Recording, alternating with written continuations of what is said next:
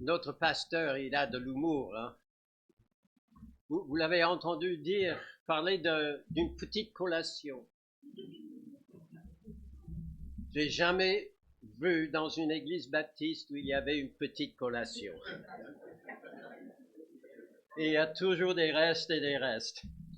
Mais en tout cas, ce serait vraiment un moment extraordinaire de pouvoir passer cette journée. Déjà, c'est une journée un peu spéciale où nous allons célébrer la résurrection de Jésus-Christ, n'est-ce pas?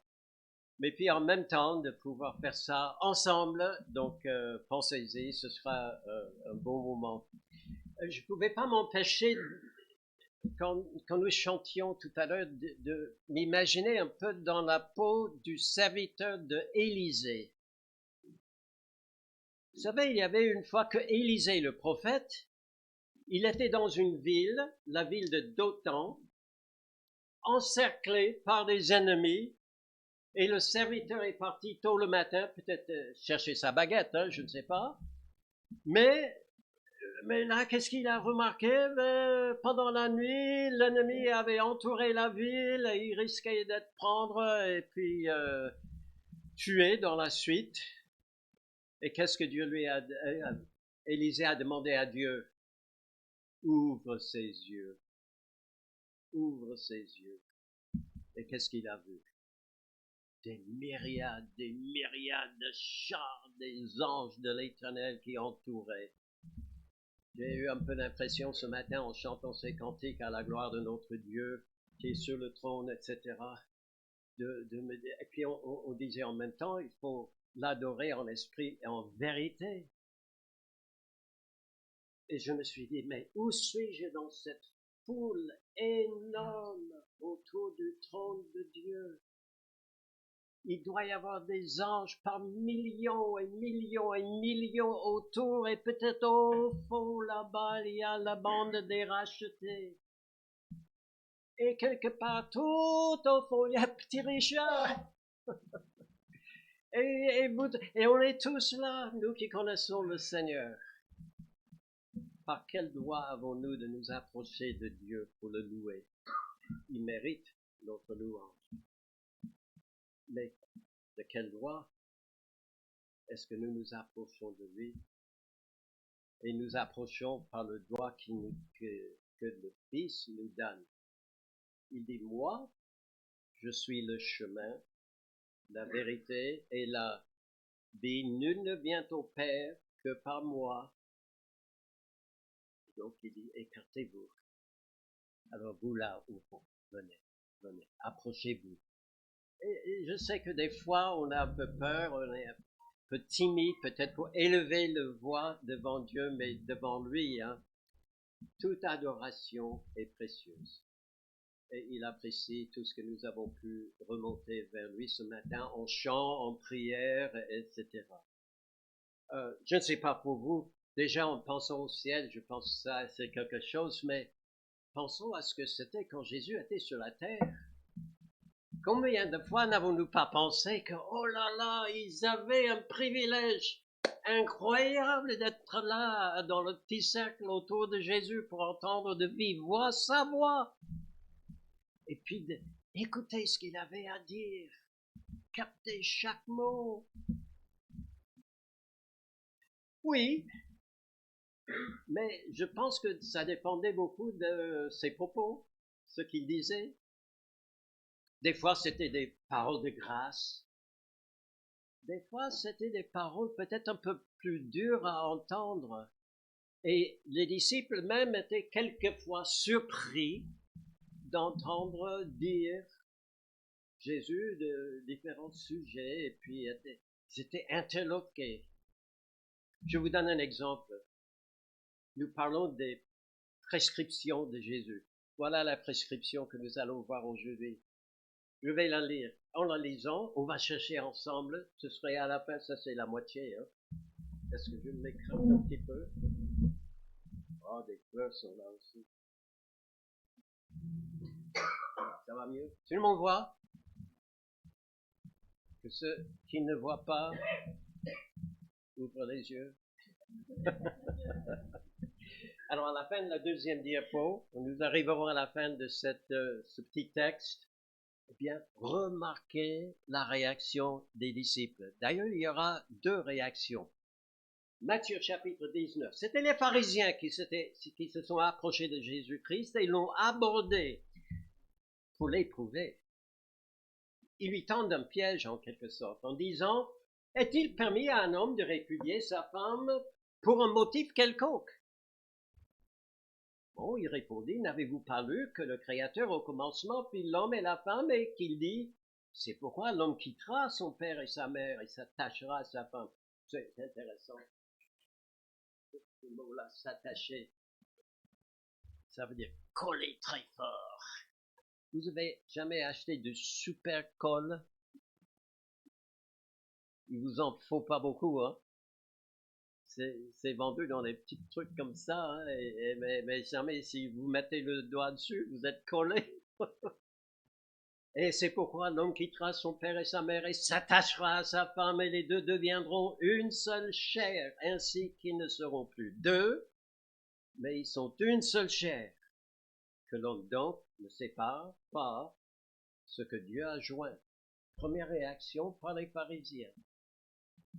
Pourquoi donc, lui dirent-ils, Moïse a-t-il prescrit de donner à la femme une lettre de divorce et de la répudier? Jésus reprend, c'est à cause de la dureté de votre cœur que Moïse vous a permis de répudier vos femmes. Au commencement, ce n'en était pas ainsi. Mais je vous dis que celui qui répudie sa femme, sauf pour infidélité, et qui en épouse une autre, commet un adultère. Maintenant, les disciples lui dire si telle est la condition de l'homme à l'égard de la femme, il n'est pas avantageux de se marier. Sachant que certains étaient déjà mariés, hein. Oh, ils ont dit, aïe, aïe, aïe. Il me donne l'impression d'avoir cette idée-là que le mariage, oui, pourquoi pas. Oui, très bien, mais, si je peux garder quand même le droit de rompre au cas où, hein. C'est un peu moderne, non? C'est pas seulement ancien.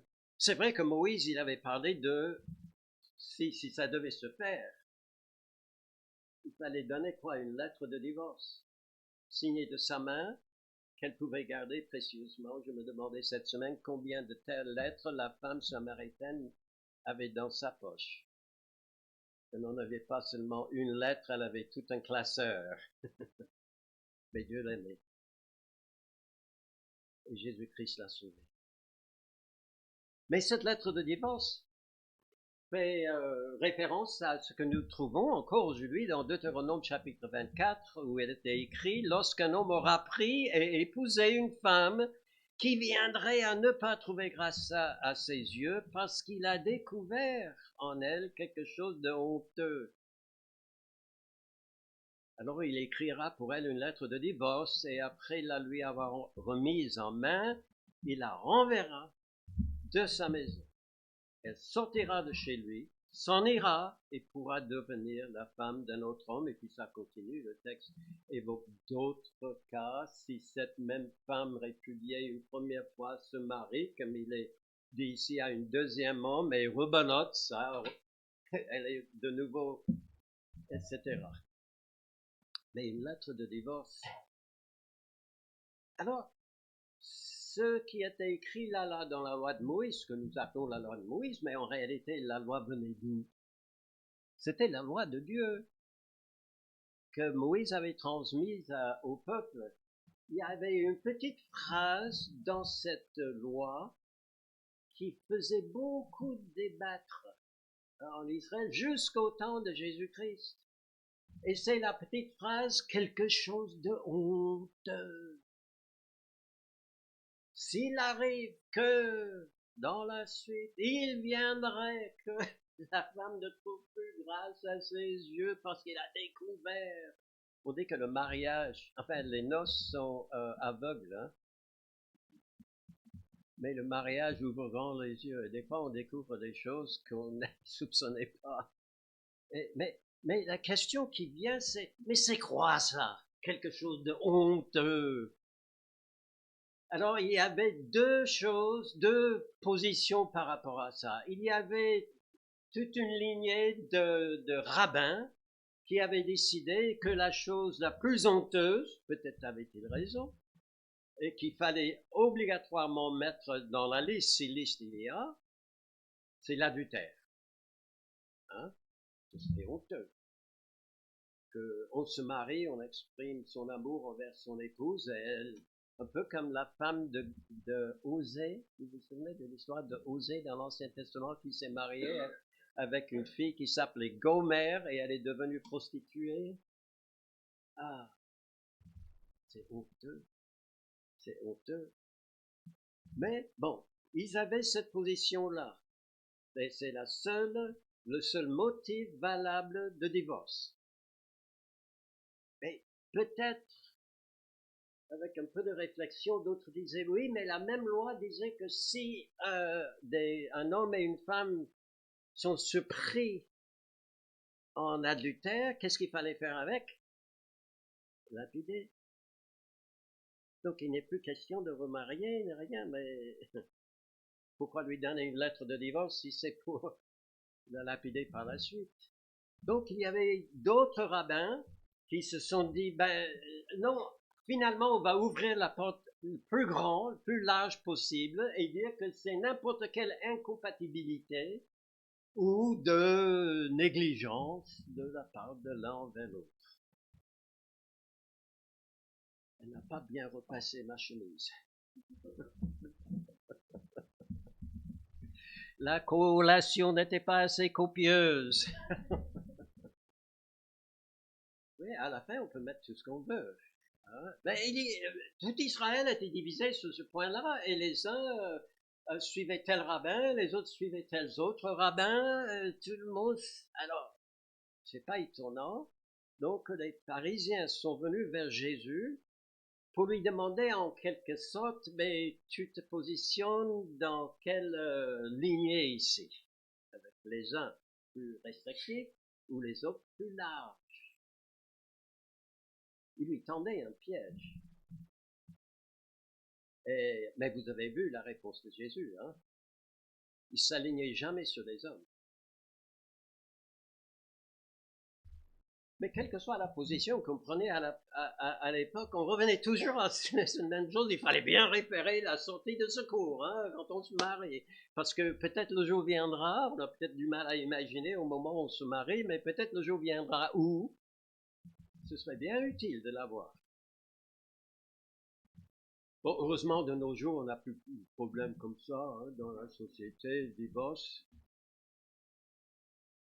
J'ai regardé un petit peu. Savez-vous qu'en moyenne, la France a enregistré plus de 100 000 divorces par an depuis 30 ans? Peut-être qu'avant, il y a 30 ans, on ne le recensait pas. Et le chiffre est même au-dessus de 100 000. Vous savez combien ça fait? Ça représente plus d'un divorce toutes les 5 minutes. Combien de temps? Si je prends encore 15-20 minutes pour terminer cette prédication, il y aura eu encore 3 ou 4 divorces, sachant que les tribunaux sont fermés aujourd'hui. Hein. Mais ça veut dire que peut-être on va se rattraper demain ou après-demain. Et là, je regardais un petit peu plus loin et j'étais surpris d'apprendre que le Seine-et-Marne, là où nous habitons, ah, vous êtes surpris aussi, hein, où on colorie chaque département selon le nombre de divorces. On est dans le peloton de tête, hein. C'est terrible. On estime qu'en général, 45% de ceux qui vont se marier connaîtront un jour un problème de divorce. C'est presque 1 sur 2. Nous avons 4 enfants. Benjamin a décidé de se marier avec nous. Il reste, Il reste avec nous. On a 3 autres. Normalement, c'est tous, mais on a déjà un fils qui est passé par là. Bon, il se dit pas chrétien, mais peut-être vous, dans votre entourage, ou dans vos connaissances, hein, vous connaissez d'autres personnes qui ont eu ce mal-là, parce que il faut l'avouer, hein, personne ne le cherche. Je ne crois pas. Vraiment, on se marie dans le meilleur d'espoir, hein, que tout ira bien. Souvent, ça arrive à une période entre 5 et 15 ans de vie commune. C'est là où ça commence à, ouais, se présenter le plus souvent. Si j'ai demandé ici qui sont mariés depuis plus de 15 ans, ça y est, vous êtes bons. Non, ça peut arriver vraiment à n'importe quand, mais la majorité sont dans cette tranche d'âge-là. 30% des divorcés, maintenant pour revenir au motif, 30% des divorces ont pour cause, directement ou indirectement, une infidélité avouée, quelquefois même cachée, et donc soupçonnée. Oui, c'est terrible, mais ça nous mène exactement à cette prescription de Jésus-Christ.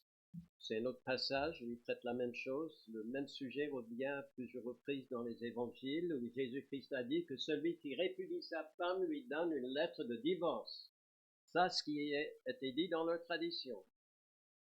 Et donc, tout le monde avait ça en tête. Mais moi, il dit, je vous dis que celui qui répudie sa femme, sauf pour cause d'infidélité, l'expose à devenir adultère, et que celui qui épouse une femme répudiée commet un adultère. Bon, je pense qu'il faut faire un peu de vocabulaire, si vous voulez bien, pour comprendre ce qu'il dit, pour ne pas se tromper là. Quand il parle de répudier, celui qui épouse une femme et qui veut le répudier, il parle de renvoyer. Vous vous souvenez de ce que Moïse avait dit, hein? Il lui donne la lettre et puis va-t'en. Elle doit sortir de sa maison. C'est cette idée-là de le renvoyer ou la laisser partir, peut-être elle veut. C'est le mot qui est le plus proche de ce que nous avons quand nous parlons de divorce ou quand nous parlons de rompre. Mais je trouve que c'est assez fort, hein, de renvoyer. Adultère. Bon là, le sens du mot n'a pas tellement changé.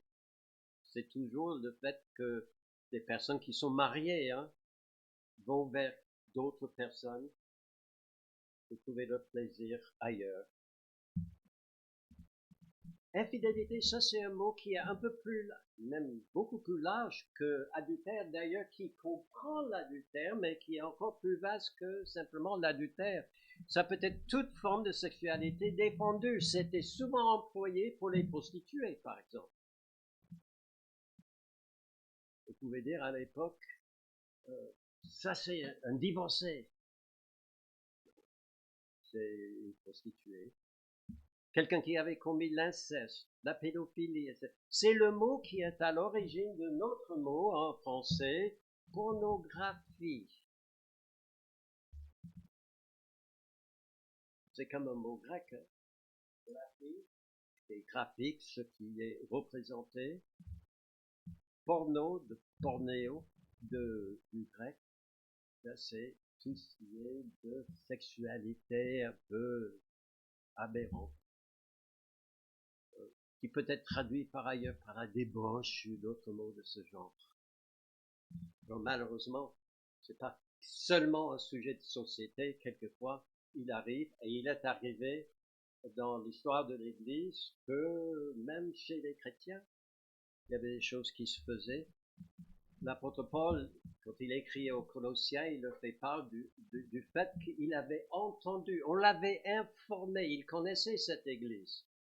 Et puis après, il est allé, il s'est retrouvé en prison, mais il avait reçu des nouvelles comme quoi il y avait un homme de l'Assemblée qui avait, c'est le verbe avoir qui est employé, mais on comprend le sens, hein, qui avait la femme de son père. Peut-être c'est sa belle-mère. Et que d'autres membres dans l'Église sont glorifiés. Ah ben oui, n'est-ce pas l'amour? Pierre, il va plus loin, je trouve. Alors, là, où est les chrétiens? Le chrétien est derrière là, Nicolas est là, je suis devant, ça c'est pour nous. Parce que là, il parle de qui? Il parle de faux prophètes et de faux docteurs. Ce ne sont pas des personnes que lorsqu'elles arrivent dans des églises, qui disent je suis un faux prophète, je suis un faux docteur. Non, pas du tout. Ils se présentent comme docteurs, comme prophètes. C'est un peu des responsables, des gens les plus en vue dans l'église. Et lui, il en connaissait qui avaient les yeux pleins d'adultère. Ils étaient insatiables de péché, pas seulement contents de déroger comme ils le faisaient pour eux-mêmes, mais ils en amassaient des autres.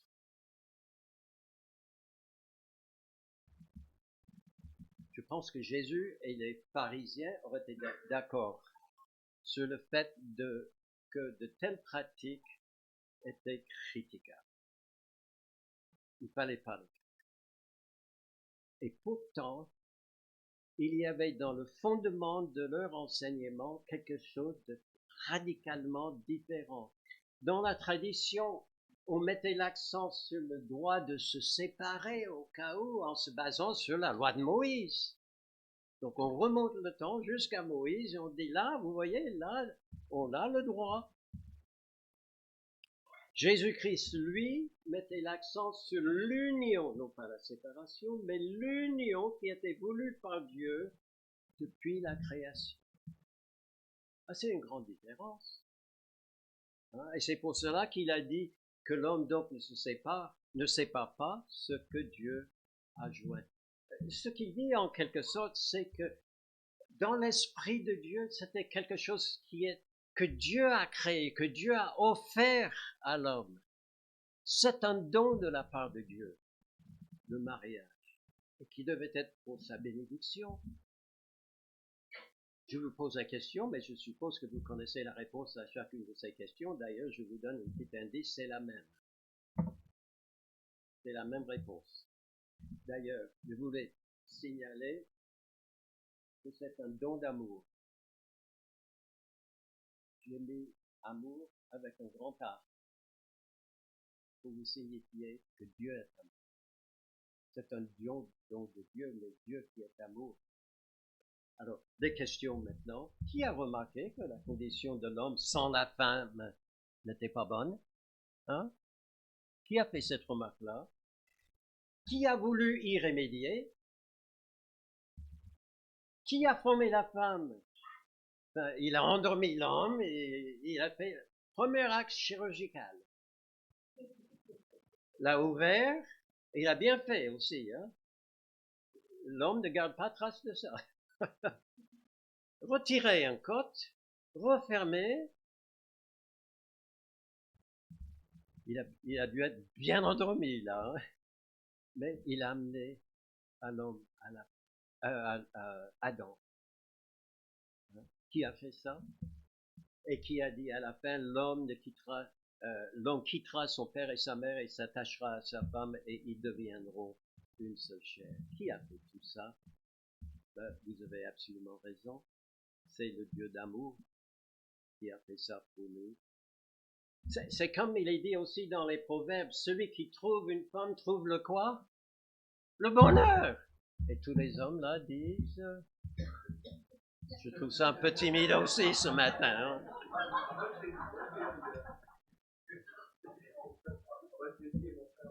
Très bien, très bien. Vous êtes au moins deux. Et c'est une grâce qu'il obtient de l'Éternel. Une grâce, un don qu'il nous fait. Oui, oui. Et dans le plan de Dieu, mariage égale union heureuse. On doit trouver le bonheur, hein, avec la femme que Dieu nous a permis d'avoir, ou les femmes peuvent dire également, hein, que Dieu le voulait aussi comme cela, qu'on trouve notre bonheur l'un dans l'autre. Mais quand on parle de bonheur, d'être heureux comme ça, c'est heureux pour qui? C'est un bonheur partagé ou c'est un bonheur, un avantage? Pour reprendre les paroles des disciples tout à l'heure, vous vous souvenez la réaction des disciples qui disaient si telle est la condition de l'homme à l'égard de la femme, il n'est pas avantageux. C'est pas profitable. C'est presque comme si on se mariait la calculatrice à la main. Hein? Alors, j'ai beaucoup investi là. Déjà, les noces m'ont coûté tant. Ma femme, elle aime bien regarder une émission que je déteste. Mais bon, chacun a ses goûts. 4 mariages pour une lune de miel. Je ne fais pas de pub. Mais bon, on peut mettre un max, hein, comme vous le savez. Ça coûte quelquefois. Alors, 8 ans, j'attends recevoir en retour tant.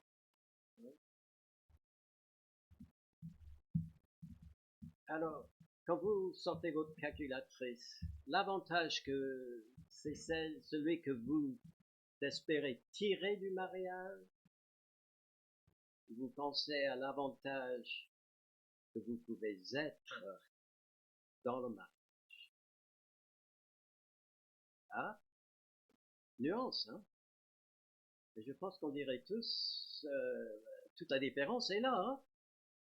Toute la différence est là. Et est-ce qu'on peut pas dire également, si on est tous les deux croyants, et il parle à ses disciples, Jésus ici, donc il parle à des gens qui croient en lui, n'est-ce pas la question, quel avantage pouvons-nous être l'un avec l'autre pour la gloire de Dieu?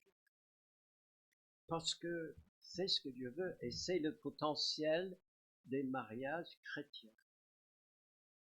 C'est que si on trouve une épouse, un époux qui croit comme nous en Dieu, eh bien, ensemble, nous pouvons être plus forts pour élever nos voix et vivre pour sa gloire dans le monde. Ça peut être comme il est dit dans Éphésiens chapitre 5, verset 25, Marie, que chacun aime sa femme comme Christ a aimé l'Église et s'est livré lui-même pour elle. En lisant le contexte de ce verset, je me suis dit, bah tiens, quand il parle de la soumission de la femme, qui ne vient qu'en deuxième lieu d'ailleurs, son regard est vers qui? Son mari. Mais quand il parle comme ici au mari, son regard à lui, c'est vers qui? Sa femme. Elle obéit à son mari, comme Christ a obéi à son Père. Lui, il aime sa femme comme Christ a aimé l'Église et s'est donné pour elle, pour la sanctifier, la purifier. Oui. Et pourtant, on entend souvent parler de cette question de mariage et divorce dans cette forme-là. Et j'ai le droit de divorcer. Avant de répondre à la question, j'aimerais vous en poser une autre. Quand on me pose la question de cette façon-là, est-ce que ça signifie que la personne qui me la pose se base dans son mariage sur le terrain de droit seulement, ai-je le droit? Ou est-ce qu'il dit, moi, je construis mon mariage sur le terrain de l'amour? C'est bon à se poser de telles questions. Hein? Alors, examinez votre vie de couple, vous qui êtes mariés. Hein? Et je vois beaucoup de sourires et ça me réjouit. Hein? Vous êtes heureux d'être en couple. Il y en a qui sont heureux même de penser à ça. Il n'est pas encore là, mais ça viendra un jour. Hein, il pense déjà. J'ai même eu des étudiants à l'Institut dans le temps qui disaient « Oh, pourvu que le Seigneur ne revienne pas avant notre mariage. » Mais pensez à votre vie de couple normale, quoi, les choses que vous faites. Est-ce que vous les faites par obligation légale? Moi, je sais qu'aujourd'hui, il y en a qui se marient, on ne dit pas sous contrat. Ah, il faut penser à tout, hein. Ah, oui, il faut penser à tout, parce que sinon, si ça c'est la base de votre mariage, peut-être il y aura un petit échappatoire pour l'autre un jour. S'embrasser. Vous l'avez marqué dans votre contrat? Et c'est combien de fois par semaine? Oh, désolé chérie. Je t'ai déjà embrassé 3 fois et puis il y a peu. Donc je pense qu'on est d'accord hein, pour tout ce qu'on fait dans le mariage, que ce soit des corvées en quelque sorte, que ce soit de bonnes choses. Euh, non, on regarde pas une loi. Hein. C'est notre cœur qui nous conduit. C'est l'amour. Et surtout l'amour de Dieu qui nous pousse à aimer comme lui, il nous a aimés.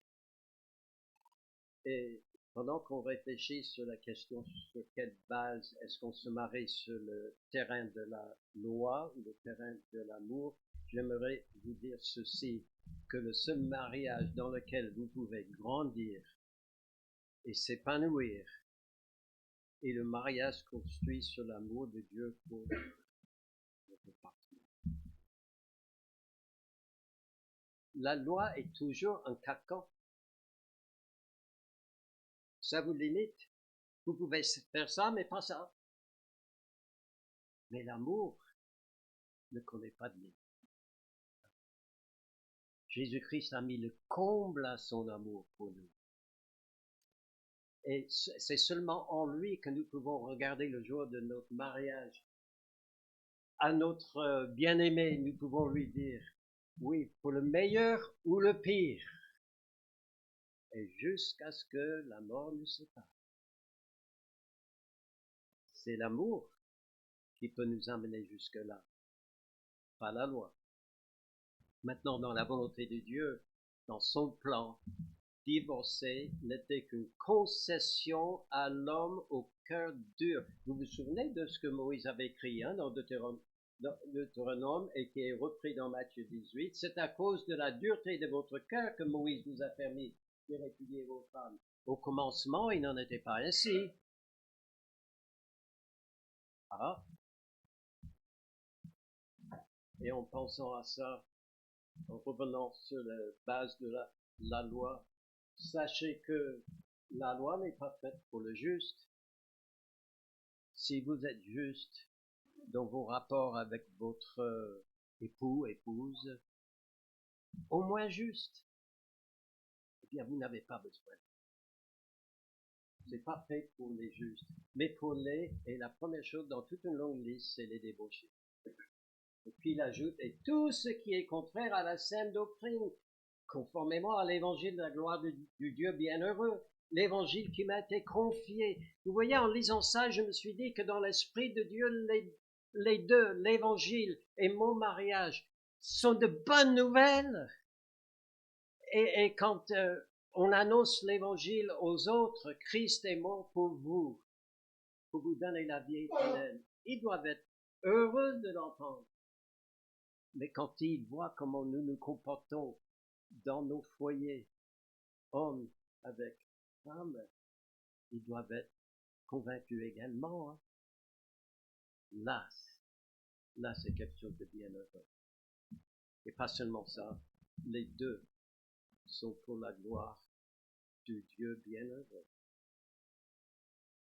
Alors, je ne vais pas vous poser la question, parce que je ne saurais pas déterminer la réponse.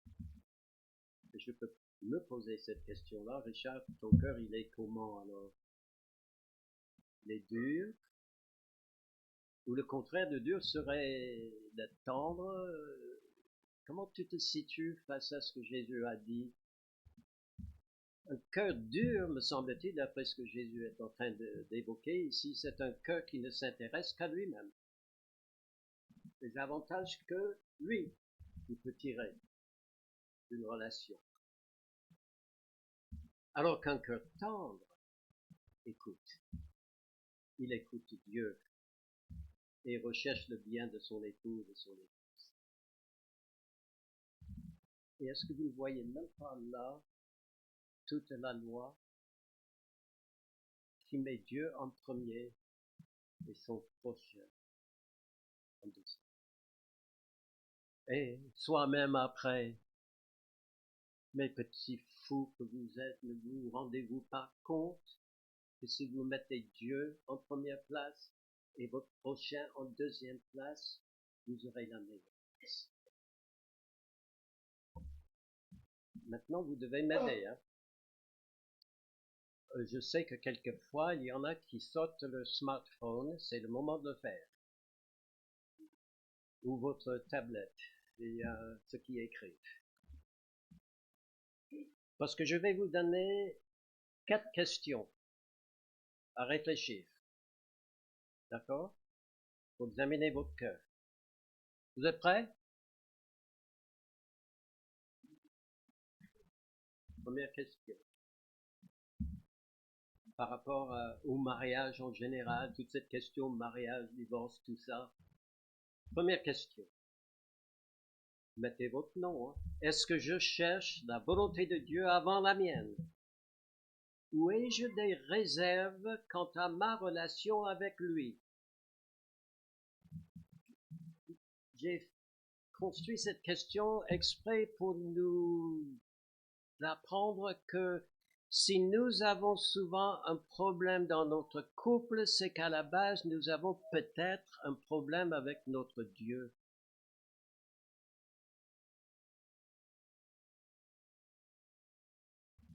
Deuxième question. Est-ce que je crois que mon époux ou mon épouse est un don de Dieu? Vous avez dit ça avant, hein?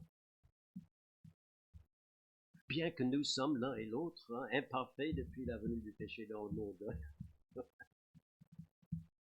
J'espère que vous ne vous êtes pas marié avec telle personne parce que vous croyez que c'était la perfection sur terre. Hein? Souvent, on a du mal à trouver, surtout le jour du mariage, un défaut. D'accord, ok. Mais non, il n'y a personne parmi nous qui est parfait. Cela n'empêche que tout ce que Dieu donne est parfait. Le mariage est parfait. Votre partenaire ne l'est pas. Je n'ai pas dit il ne l'est peut-être pas, parce que là je connais la réponse. Hein. Il ne l'est pas. Elle ne l'est pas non plus. Il n'y a personne ici qui est parfait.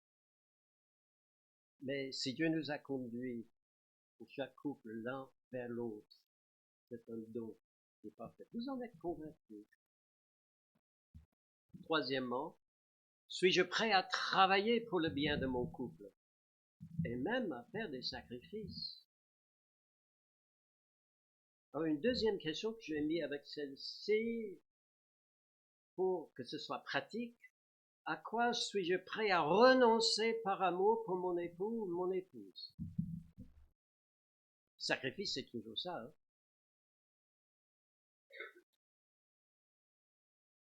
Je vous laisse le temps de réfléchir. Quatrième question. Je vais vider toutes les batteries ce matin. Hein? Smartphone. Est-ce que je cherche à combler mon époux, mon épouse? Si je veux qu'elle ou il fasse ceci ou cela pour moi, et je pris le temps, moi, de découvrir ce qui lui ferait plaisir. Parce que, souvenons-nous, l'amour n'est pas vis-à-vis de soi, c'est vis-à-vis de l'autre. Et si nous sommes mariés par amour, c'est par amour pour l'autre. Est-ce que nous la connaissons, cette autre personne? Ça, c'est mes 4 questions.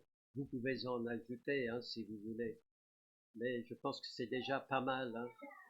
Et je vous encourage à prendre le temps d'y réfléchir pour vous-même. Hein. Et puis d'en discuter avec votre époux, votre épouse, si vous avez le courage. Et puis de prier ensemble. En disant en quelque sorte, Seigneur, Nous voilà l'un et l'autre imparfaits devant toi. Nous avons besoin de ta grâce. Aide-nous à être l'époux, l'épouse que tu souhaites et que notre couple soit vraiment à ta gloire. Et que le Dieu d'amour enrichisse votre couple l'un à travers l'autre. On va prier. Notre Dieu, ce matin, nous voulons te bénir pour toutes tes grâces envers nous.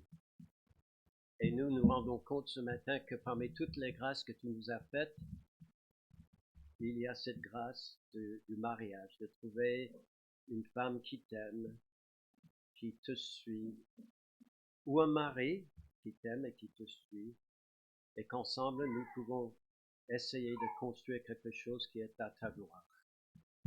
Seigneur, je te remets chaque couple qui est présent ce matin. Je te demande vraiment, Seigneur, de bénir et aussi de fortifier, de faire en sorte que par leur relation l'un avec l'autre et les deux avec toi, Seigneur, ils puissent pleinement s'épanouir et te glorifier au nom de Jésus-Christ. Amen.